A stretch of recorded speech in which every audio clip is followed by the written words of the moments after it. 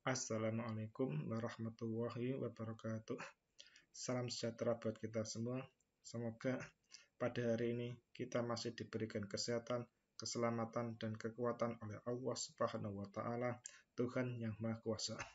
Sehingga pada hari ini kita masih bisa mengikuti perkuliahan studi klien bisnis secara daring. Untuk pertemuan yang ketujuh ini, kita nanti akan membahas studi klien bisnis penilaian dari aspek yuridis. Pada perkuliahan yang terdahulu, untuk studi klien bisnis kita sudah mempelajari penilaian aspek pasar dan pemasaran. Yang kedua yaitu aspek teknis dan teknologi. Yang ketiga, aspek manajemen. Yang keempat, aspek sumber daya manusia. Yang kelima, aspek keuangan. Yang keenam, aspek lingkungan hidup. Dan yang terakhir ini, atau ya, yang ketujuh, kita nanti akan membahas aspek yuridis. Untuk memulai studi kelayakan bisnis atau usaha ini, umumnya dimulai dari aspek hukum dulu. Walaupun banyak yang melakukannya dari aspek lainnya, tergantung dari kesiapan masing-masing perusahaan tersebut. Tujuan dari analisis terhadap aspek hukum yaitu untuk meneliti keabsahan, kesempurnaan, dan keaslian dari dokumen-dokumen yang dimilikinya. Sedangkan bagi peneliti studi kelayakan bisnis, dokumen yang perlu diteliti keabsahan, kesempurnaan, keaslian, meliputi badan hukum, perizinan yang dimiliki, sertifikat tanah, atau dokumen lainnya yang mendukung kegiatan usaha tersebut. Sedangkan tujuan studi kelayakan bisnis ini dari aspek yuridis, yaitu yang pertama, menganalisis legalitas atas usaha yang akan dijalankan, menganalisis ketepatan bentuk badan hukum dengan ide bisnis yang akan dilaksanakan. Yang ketiga yaitu menganalisis kemampuan bisnis yang akan diusulkan dalam memenuhi persyaratan perizinan. Yang keempat yaitu menganalisis jaminan-jaminan yang bisa disediakan jika bisnis itu akan dibiayai dengan pinjaman dari lembaga keuangan atau perbankan. Aspek yuridis dalam studi kelayakan bisnis ini meliputi yaitu yang pertama, bentuk badan usahanya, bisnis yang dijalankan, lokasi dan waktu pelaksanaan, perizinan usaha dan izin lainnya, dan terakhir yaitu dukungan pemerintah dan masyarakat setempat. Sedangkan jenis badan hukum usaha yang ada di Indonesia itu meliputi yang pertama itu usaha perseorangan, yang kedua berbentuk firma, yang ketiga itu berbentuk perseroan komanditer atau CV, keempat yaitu perseroan terbatas atau PT, keenam yaitu perusahaan negara atau BUMN, yang ketujuh yaitu perusahaan daerah atau BUMD, selanjutnya itu yayasan dan koperasi. Mari kita bahas atau kita jelaskan satu persatu jenis badan usaha yang ada di Indonesia. Yang pertama itu perusahaan perseorangan. Perusahaan perseorangan itu merupakan perusahaan yang hanya dimiliki perseorangan atau hanya seorang saja. Pendirian tidak memerlukan syarat khusus sebagaimana badan usaha lainnya.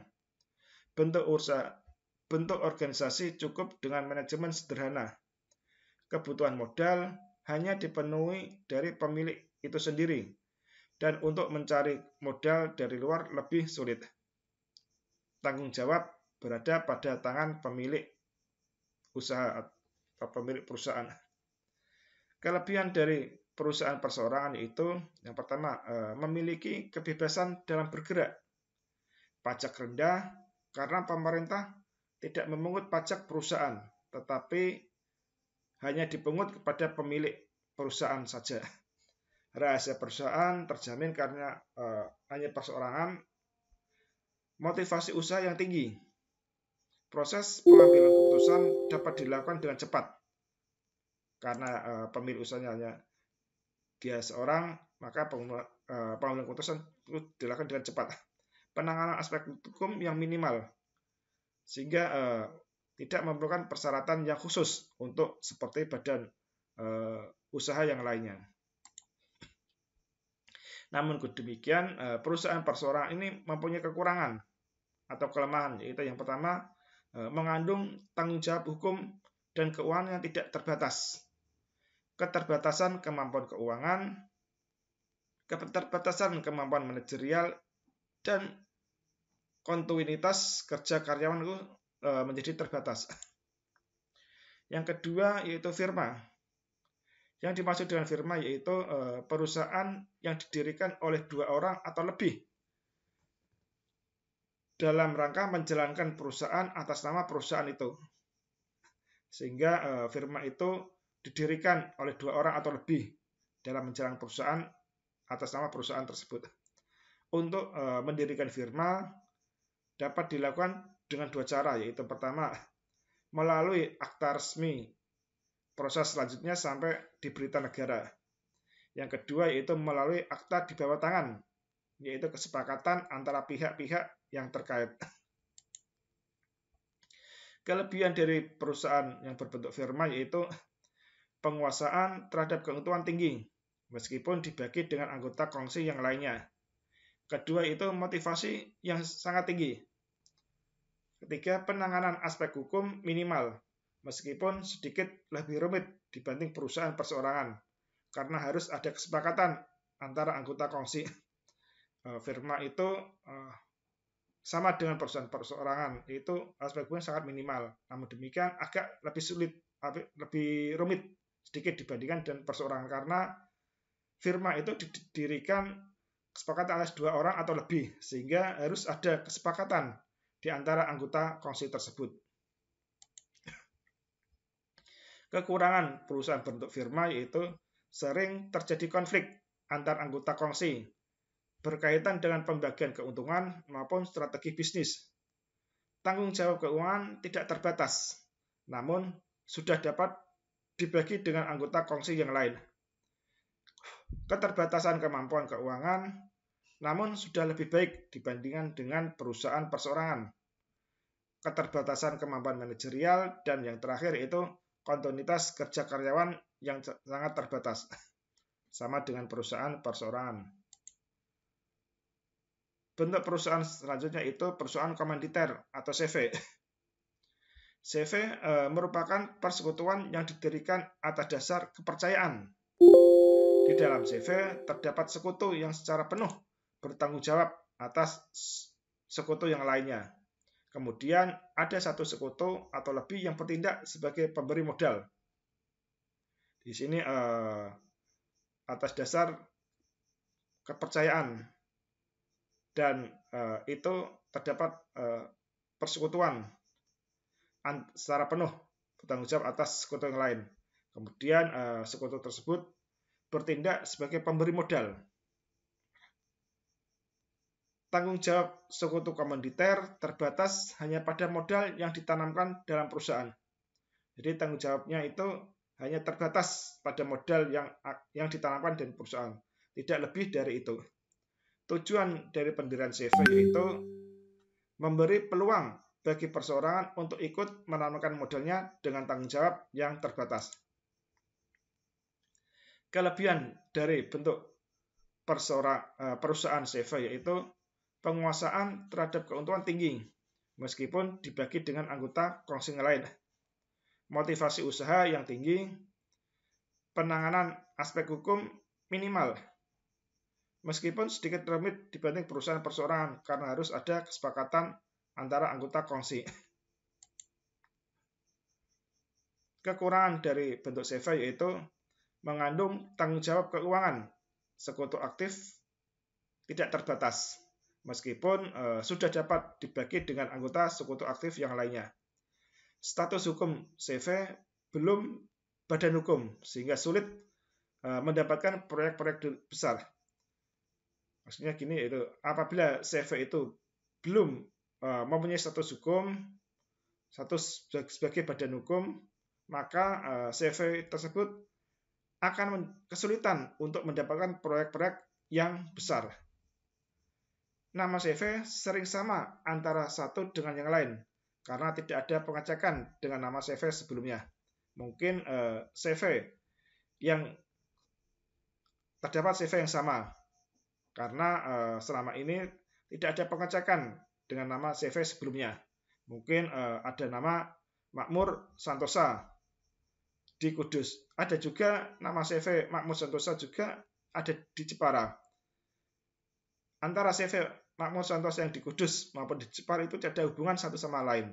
Berbeda kepemilikannya, sehingga nama CV itu bisa berbeda karena tidak ada pengecekan dengan nama CV sebelumnya. Selanjutnya itu perseroan terbatas atau PT. PT didirikan berdasarkan Undang-Undang Nomor 40 Tahun 2007 tentang Undang-Undang Perseroan Terbatas. PT yaitu badan hukum yang didirikan berdasarkan perjanjian untuk melakukan kegiatan usaha dengan modal tertentu, yang seluruhnya terbagi dalam saham dan memenuhi persyaratan yang ditetapkan dalam undang-undang serta peraturan pelaksanaan lainnya. Dalam prakteknya, jenis PT itu terdiri dari pertama yaitu dilihat dari segi kepemilikannya. Dilihat dari segi kepemilikannya, PT dibagi menjadi 3, yaitu perseroan terbatas biasa, perseroan terbatas terbuka, dan perseroan terbatas persero.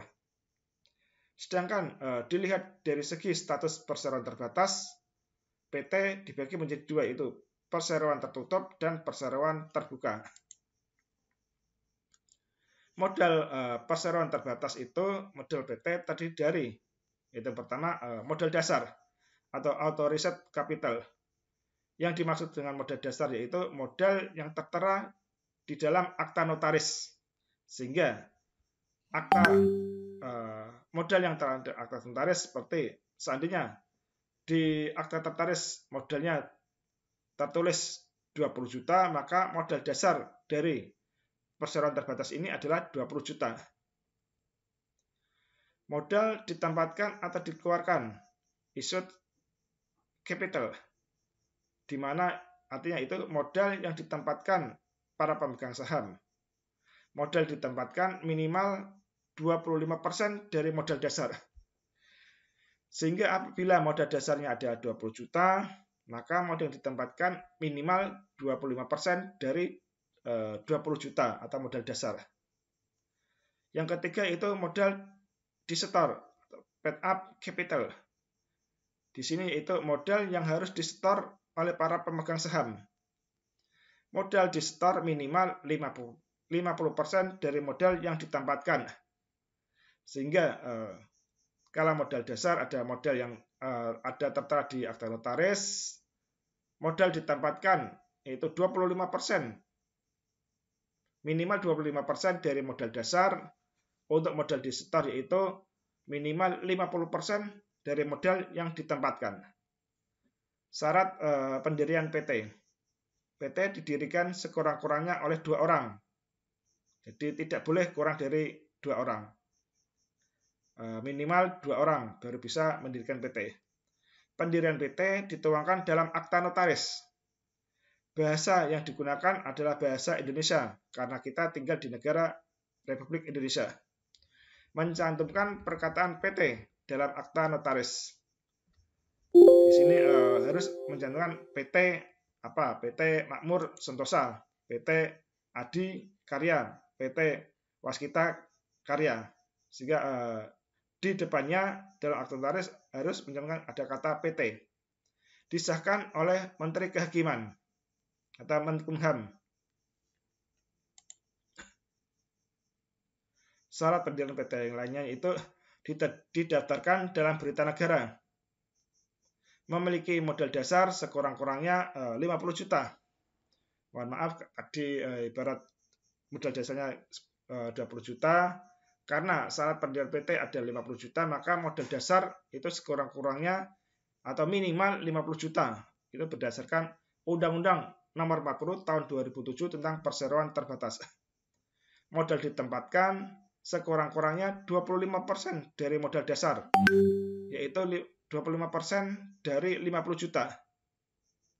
Sedangkan modal yang di-store minimal 50% dari modal ditempatkan pada perusahaan yang didirikan. Jadi seandainya modal dasar 50 juta, modal ditempatkan adalah 25% dari 50 juta, sedangkan modal yang di-store adalah 50% dari modal yang ditempatkan pada perusahaan yang didirikan. Bagi perusahaan terbatas atau PT yang mengalami perubahan persyaratan, untuk yang pertama perubahan persyaratan karena mencantumkan nama, maksud, dan tujuan kegiatan perseroan, perpanjangan jangka waktu perseroan, peningkatan atau penurunan modal, perubahan status perseroan terbatas dari tertutup menjadi terbuka atau sebaliknya. Itu perubahan dari PT, perubahan akta PT apabila memenuhi syarat-syarat seperti itu, yaitu mencantumkan nama, maksud, dan tujuan kegiatan itu apa, perpanjangan waktu, jangka waktu perseroan, ada yang peningkatan atau penurunan modal, perubahan status perseroan dari tertutup menjadi terbuka atau dari terbuka menjadi tertutup. Hal-hal yang perlu diteliti khususnya berkaitan dengan keabsahan PT yaitu yang pertama akta notarisnya ada tidak, sudah di akta notariskan atau belum. Kalau belum berarti belum bisa dilakukan pendirian PT. Selanjutnya persetujuan dari Menteri Kehakiman atau Menkumham, Menteri Hukum dan Hak Asasi Manusia. Pendaftaran di pengadilan setempat, sehingga daftarkan di pengadilan setempat. Diumumkan dalam Berita Negara Republik Indonesia.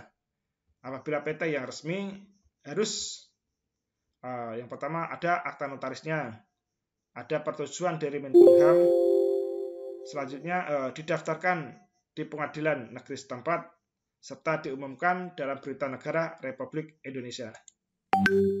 Kelebihan dari PT yaitu yang pertama itu memiliki masa hidup yang tidak terbatas, pemisahan kekayaan dan utang-utang pemilik dengan kekayaan dan utang-utang perusahaan, sehingga ada pemisahan kekayaan utang-utang pemilik dan kekayaan dan utang-utang perusahaan, sehingga PT itu ada pemisahan, tidak dijadikan satu.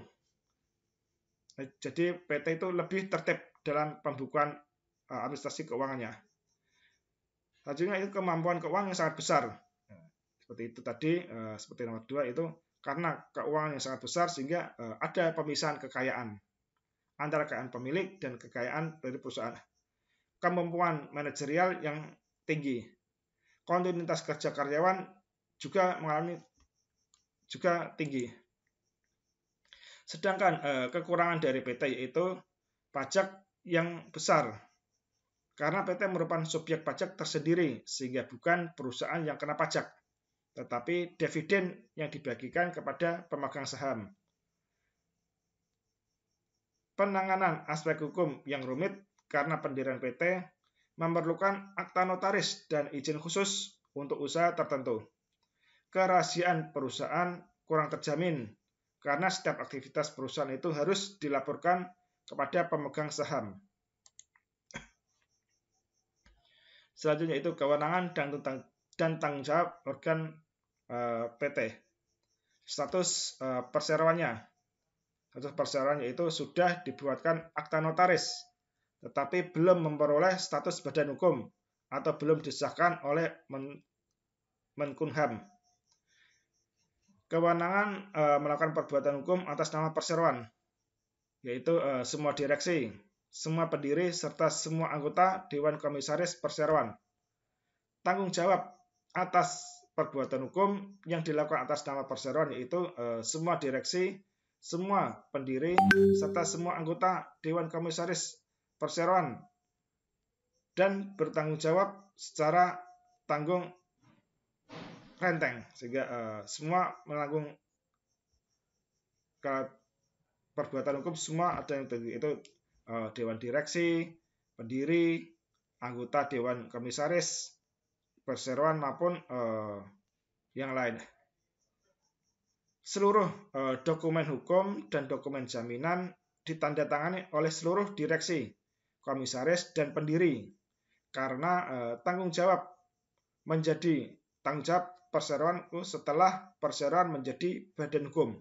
Apabila perseroan itu belum menjadi badan hukum, maka tanggung jawab masih terletak pada masing-masing. Masing-masing itu bisa direksi, bisa komisaris maupun pendiri.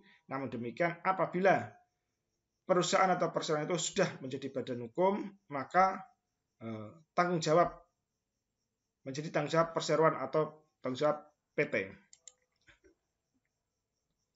Apabila itu yang tadi belum memperoleh badan hukum, sekarang sudah memperoleh status badan hukum.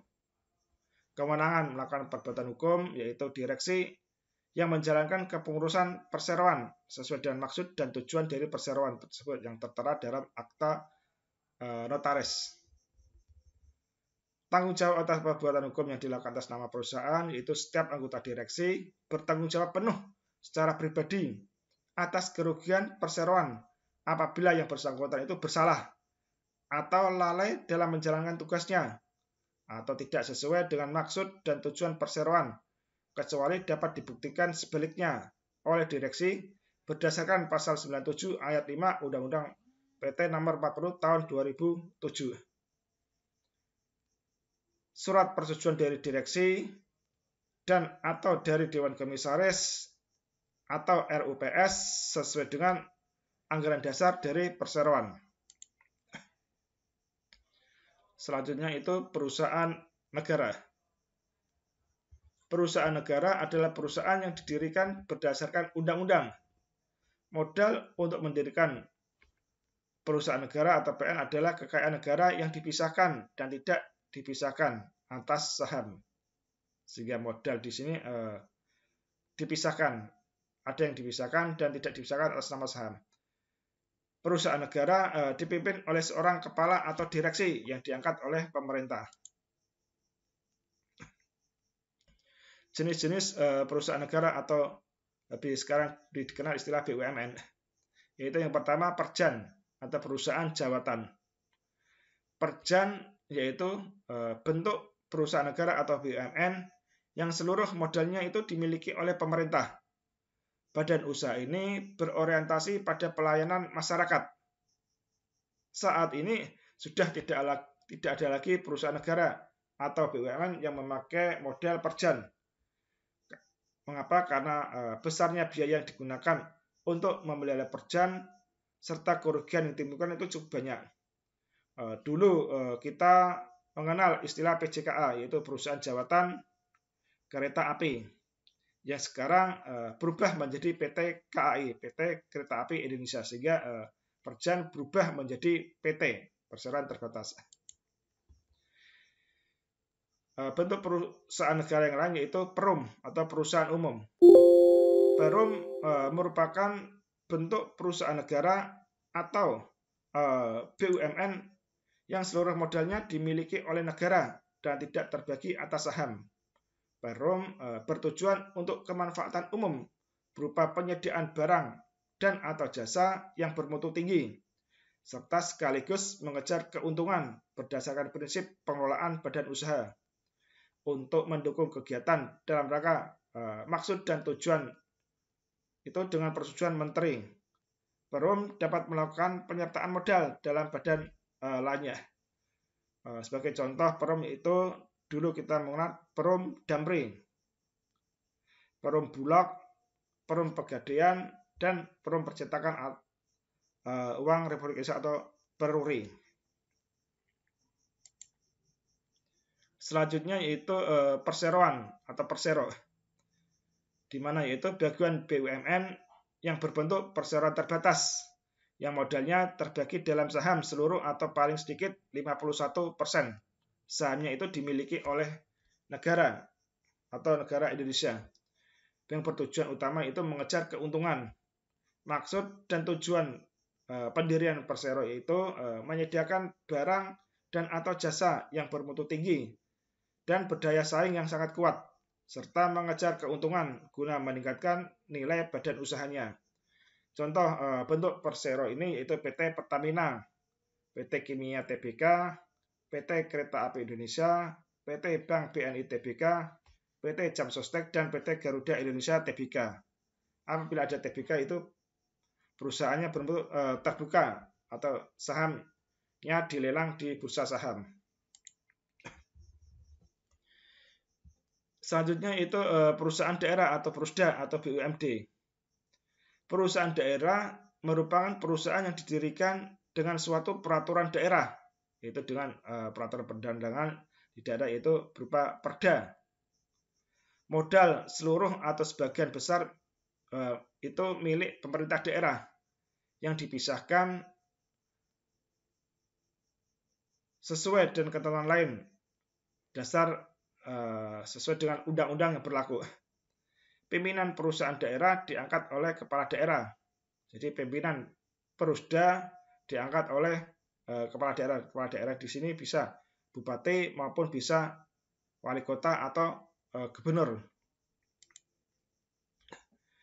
Yang ketujuh yaitu yayasan. Yayasan didirikan berdasarkan atas peraturan pemerintah nomor 63 tahun 2008 tentang yayasan. Arti yayasan atau definisi yayasan di sini yaitu merupakan badan usaha yang tidak bertujuan untuk mencari keuntungan dan lebih menekankan pada usaha dengan tujuan sosial, sehingga yayasan di sini tidak didirikan tidak mencari keuntungan, namun menekankan pada tujuan sosial. Yayasan memiliki pengurus dan harta milik pengurus yang dipisahkan dari harta yayasan. Dengan demikian harta yayasan dengan harta milik pengurus itu dipisahkan, tidak dicampur jadi satu, sehingga bisa diketahui berapa sih harta milik perusahaan atau yayasan dengan harta milik pengurus, sehingga ini tidak rancu, tidak jadikan satu. Yang terakhir yaitu koperasi. Koperasi itu badan hukum yang beranggotakan orang atau badan hukum koperasi berlandaskan pada prinsip koperasi. Pendiriannya yaitu melalui akta pendirian setelah memperoleh pengesahan dari pemerintah dan dibentuk melalui rapat minimal 20 orang dengan syarat mampu melakukan tindakan hukum, menerima landasan, dan sanggup melakukan kewajiban dan hak sebagai anggota. Jenis-jenis izin usaha. Jenis-jenis usaha itu tergantung dari jenis usaha yang dijalankan. Dengan terbitnya OSS atau pelayanan terintegrasi satu pintu, maka izin yang lama seperti TDP tanda daftar perusahaan, surat izin usaha atau SIUP tanda izin usaha perdagangan itu sudah tidak berlaku lagi. Sebagai gantinya, maka pemerintah menerbitkan aplikasi yaitu oss.go.id di mana izin ini bisa diakses sendiri oleh masyarakat. Bisa diakses sendiri, diisi sendiri, serta bisa dicetak sendiri. Di sini masyarakat bisa mencetak nomor induk berusaha yang dulu istilahnya TDP, tanda daftar perusahaan. Juga bisa mencetak izin usaha, izin lokasi. Selain itu juga jenis-jenis usaha yang digunakan untuk melaksanakan badan usaha ini yaitu NPWP, nomor pokok wajib pajak. Izin gangguan yang dulu istilahnya HO, namun demikian mulai tahun 2018 izin gangguan atau HO sekarang dihapuskan. Yang ada hanyalah UKPP atau UKL, UPL maupun yang lebih besar AMDAL, izin gangguan berupa AMDAL. Selanjutnya itu sertifikat tanah atau surat-surat berharga yang dimiliki.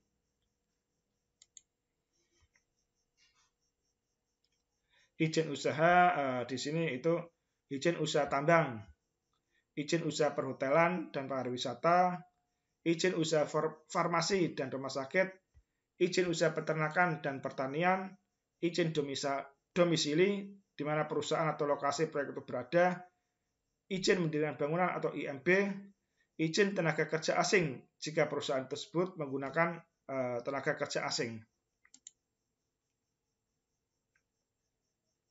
Dokumen dalam pendirian badan hukum dari badan usaha yang berbentuk hukum dari segi aspek yuridis itu yang perlu diteliti, yaitu bentuk badan usahanya. Badan usahanya apa? Perorangan, firma, CV, PT, koperasi, yayasan, atau yang lainnya. Bukti diri ini adalah KTP dari masing-masing direksi maupun dewan komisaris. Nomor induk berusaha NIB, NPWP, izin perusahaan, serta keabsahan dokumen lainnya. Sekarang kita bahas identitas pelaksana bisnis. Identitas pelaksana bisnis di sini yaitu yang kita harus mengetahui kewarganegaraan. Kewarganegaraan sponsor proyek perlu diketahui karena ada hubungannya dengan peraturan yang berbeda antara warga negara Indonesia dengan warga negara asing, kaitannya dengan pendirian suatu perusahaan.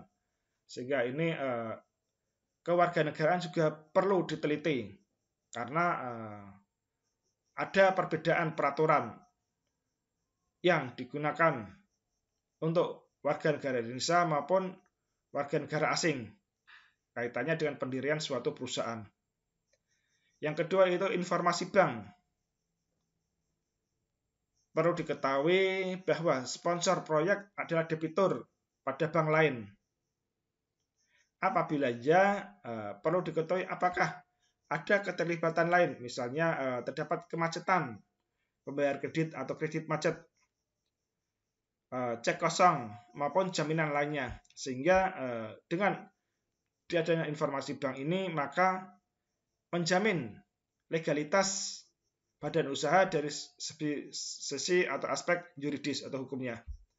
Keterlibatan pidana atau perdata di sini yaitu apakah pelaksana proyek tersebut mengalami atau terlibat dalam suatu tindakan yang dapat menimbulkan gugatan maupun tuntutan. Di sini bahwa pelaksana proyek itu benar-benar dia itu tidak terlibat dalam suatu kasus, baik kasus pidana maupun kasus perdata.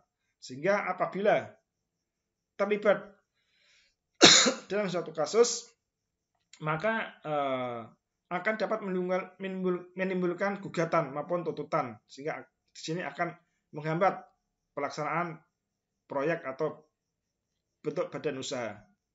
Hubungan keluarga. Jika terdapat hubungan suami istri atau orang tua dengan anak sebagai individu yang terlibat dalam rencana proyek, maka perlu diselidiki bagaimana mereka mengatur kebijakan hartanya. Menikah dengan harta campuran atau berpisah, kebijakan warisan yang dibuat. Itu semua identitas pelaksana bisnis, itu kewarganegaraan, informasi perbankan, keterlibatan pidana atau perdata, dan hubungan keluarga. Selanjutnya dari aspek hukum kita juga untuk menganalisis bisnis yang akan dilaksanakan. Analisis bisnis yang akan dilaksanakan yaitu meliputi bidang usaha. Bidang usahanya ini paling tidak dari proyek yang akan dibangun itu harus sesuai dengan anggaran dasar perusahaan atau telah sesuai dengan corporate philosophy. Sehingga di sini badan usahanya itu sesuai dengan anggaran dasar dari perusahaan yang tercantum dalam akta notaris. Yang kedua yaitu fasilitas. Apabila proyek akan mendapatkan fasilitas tertentu, selidiki apakah pengurusannya itu telah diselesaikan secara sah. Namun demikian, apabila fasilitas tersebut pengurusannya tidak secara sah, maka tidak atau jangan diterima fasilitas tersebut, karena di kemudian hari akan menimbulkan permasalahan bagi bisnis atau proyek yang akan dijalankan. Selanjutnya itu gangguan lingkungan. Proyek yang akan dibuat harus memperhatikan lingkungan sekitar tempat proyek itu berada. Ini berhubungan dengan AMDAL yang sudah kita bahas pada pertemuan yang terdahulu. Pencemaran lingkungan yang ditimbulkan oleh proyek akan berdampak negatif pada proyek itu sendiri, seperti pencemaran udara, pencemaran air, pencemaran suara maupun moral dari masyarakat. Sehingga sebisa mungkin kita meminimalisir gangguan lingkungan itu memiliki dampak yang negatif dalam suatu lingkungan masyarakat sekitar. Kita minimalisir tidak timbul dampak-dampak negatif seperti itu, pencemaran udaranya karena ada proyek sehingga pencemaran udara menjadi kotor, airnya menjadi keruh atau resapan air semakin berkurang, suara dengan adanya proyek pembangunan proyek timbul suara kebisingan, mungkin suara arus lalu lintasnya, suara mesin-mesin yang digunakan, serta moral dari masyarakat. Apabila yang dulunya masyarakat di situ toleran, taat ibadah, namun demikian dengan adanya proyek itu masyarakat menjadi egois untuk ibadah, ketaatan ibadah semakin berkurang. Yang terakhir yaitu pengupahan. Apabila proyek itu membutuhkan tenaga kerja dengan skill yang rendah, biasanya tidak akan kesulitan untuk mendapatkan tenaga kerja tersebut, karena mereka mau dibayar dengan upah yang murah. Namun demikian, perusahaan atau proyek itu sebisa mungkin menggunakan tenaga kerja yang skillnya tinggi. Maka dengan skill yang tinggi, maka untuk pengupahannya harus berdasarkan upah minimum regional atau upah minimum kabupaten. Sehingga dengan pengupahan yang sesuai dengan UMP maupun UMK, maka karyawan atau tenaga kerja itu menjadi semangat dan mempunyai skill yang tinggi, itu bisa untuk mempercepat pelaksanaan proyek. Lokasi bisnis. Lokasi bisnis itu tidak terlepas dari kerugian mungkin dapat merugikan perusahaan. Lokasi usaha harus memperhatikan yaitu pertama perencanaan wilayah, yang kedua itu status tanah. Untuk perencanaan wilayah, lokasi proyek itu harus disesuaikan dengan rencana wilayah yang telah ditetapkan oleh perusahaan, oleh pemerintah setempat, agar mendapat kemudahan untuk izin-izin. Seperti mungkin di wilayah tersebut memang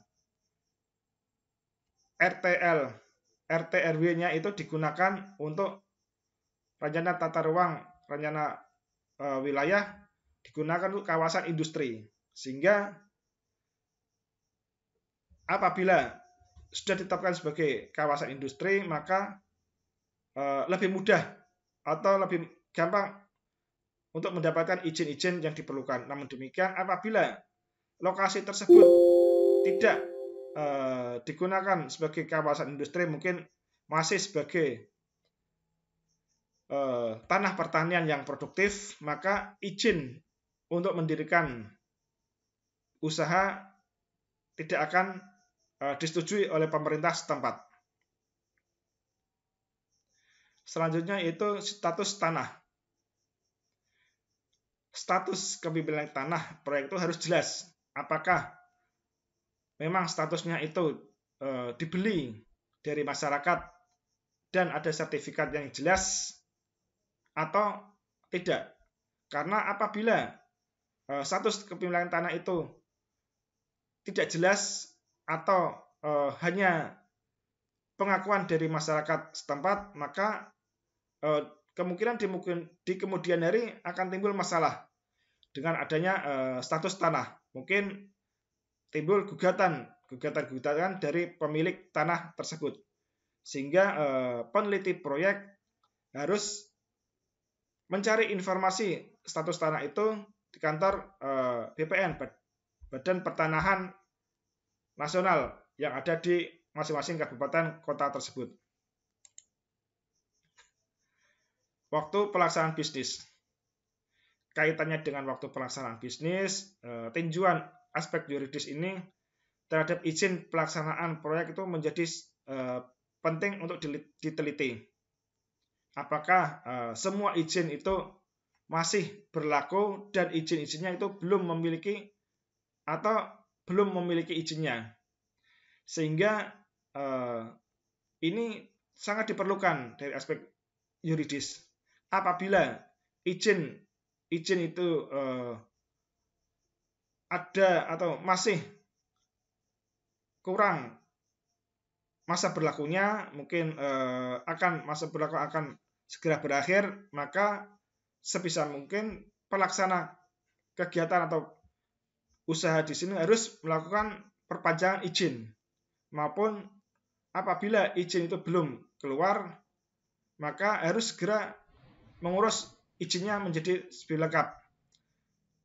Minimal sudah terbit izin prinsip dari pemerintah kabupaten setempat. Selanjutnya itu cara pelaksanaan bisnis. Perusahaan mungkin mempunyai kekurangan modal dalam menyelesaikan proyek, sehingga di sini perusahaan meminjam uang dari perseorangan maupun lembaga keuangan.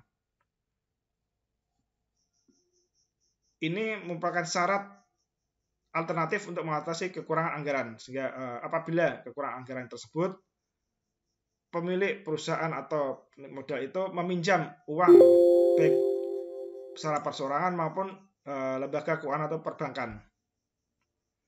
Apabila pemilik perusahaan itu meminta pinjaman, mengajukan pinjaman di lembaga keuangan atau perbankan, maka perbankan akan memenuhi atau menetapkan syarat-syarat dalam aspek yuridis, sehingga sebagai cara untuk pencegahan maupun penanggulangan ini terjadi apabila kredit tersebut kredit macet. Suatu perusahaan atau bisnis atau proyek itu di dalam pelaksanaannya itu mempunyai larangan dan sanksi hukum sebagai pelaku usaha. Larangan di sini yaitu pertama, larangan mengenai produk untuk dimanfaatkan oleh konsumen. Maksudnya di sini adalah produk-produk tersebut mungkin yang dilarang untuk pemahaman konsumen, mungkin produk untuk minuman keras, mungkin bahan-bahan yang terlarang yang ada unsur narkotikanya. Yang kedua itu larangan mengenai ketersediaan informasi yang tidak benar dan tidak akurat, sehingga dapat menyesatkan konsumen. Ini mungkin masyarakat atau konsumen mendapatkan informasi yang hoax, yang tidak benar atau tidak akurat, yang disampaikan melalui mereka atau orang-orang yang tidak bertanggung jawab. Biasanya melalui media sosial yang memberikan informasi yang sangat menyesatkan pada konsumen untuk suatu produk atau usaha tersebut. Selain itu juga dalam pelaku usaha itu ada sanksi hukum apabila pelaku usaha tidak mentaati atau menuruti ketentuan perundang yang berlaku. Itu sanksi yang pertama, itu sanksi administrasi. Penyelesaian sengketa konsumen di luar pengadilan yang dikelola oleh Badan Penyelesaian Sengketa Konsumen. Di sini apabila terjadi sanksi administrasi, itu penyelesaiannya di luar pengadilan, biasanya dikelola oleh Badan Penyelesaian Sengketa Konsumen atau BPSK. Yang kedua itu sanksi pidana pokok. sanksi pidana pokok dapat dikenakan dan dijatuhkan oleh pengadilan atas tuntutan jaksa penuntut umum terhadap pelanggaran yang dikenakan oleh pelaku usaha. Mungkin pelaku usahanya itu melakukan hal-hal yang merugikan negara, sehingga bisa diibaratkan mendapatkan sanksi pidana pokok sesuai dengan tuntutan jaksa penuntut umum. Yang ketiga itu sanksi pidana tambahan. Sanksi pidana tambahan itu bisa, yaitu yang pertama, perampasan barang tertentu, pengumuman keputusan hakim, pembayaran ganti rugi, kewajiban penarikan barang dari peredaran maupun pencabutan izin usaha. Demikian materi yang ketujuh untuk studi kelayakan bisnis dari aspek yuridis. Aspek-aspek penilaian studi kelayakan bisnis sudah saya sampaikan. Baik, yang pertama itu aspek pasar dan pemasaran, aspek teknis dan teknologi, aspek manajemennya, aspek sumber daya manusianya, aspek keuangan, aspek lingkungan hidup, dan aspek yuridis. Semoga dengan kita memahami adanya 7 aspek dalam studi kelayakan bisnis, kita bisa mengimplementasikan kegiatan itu dalam kita membuat studi kelayakan usaha atau bisnis kita, sehingga kita bisa membuat studi kelayakan bisnis dengan 7 aspek-aspek yang sudah kita jelaskan. Sebagai informasi bahwasannya untuk minggu depan kita melakukan UTS, yaitu ujian tengah semester. Semoga saya mengharapkan mahasiswa bisa mempelajari atau memahami semua aspek-aspek dari studi kelayakan bisnis. Selain bisa memahami digunakan untuk sebagai kita menyusun laporan studi kelayakan bisnis, juga bisa menyelesaikan atau mengerjakan ujian tengah semester. Itu juga saya berpesan bagi kelompok yang belum membuat laporan studi kelayakan bisnis untuk segera menyampaikan atau mengirimkan laporan berbentuk video maupun berbentuk makalah. Nanti masing-masing kelompok diwakili perwakilan ketua kelompok untuk mengupload video maupun laporan studi kelayakan bisnis ke aplikasi Sunan, sehingga nanti pada pertemuan setelah UTS bisa dilakukan diskusi atau tanya jawab mengenai studi kelayakan bisnis yang sudah dibuat oleh kelompok mahasiswa. Akhirnya pertemuan yang ketujuh ini sebelum pelaksanaan UTS kita akhiri bersama, semoga dapat bermanfaat bagi kita semua. Akhirnya, wassalamualaikum warahmatullahi wabarakatuh.